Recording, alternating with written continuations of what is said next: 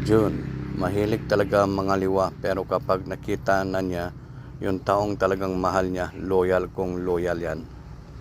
July, hindi showy, madali ma-in love, medyo tanga sa pag-ibig. Grabe.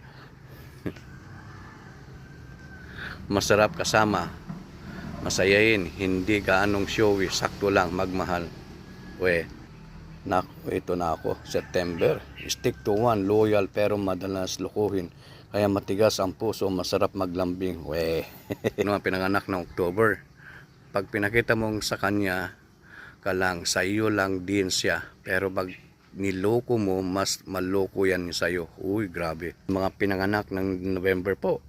Gusto niya kaya ma-effort ka. Kung hindi, madali siyang manlamig. Pinakalas, December. Bibigyan niya lahat sa iyo, medyo madrama sa relasyon, malambing at seryoso magmahal.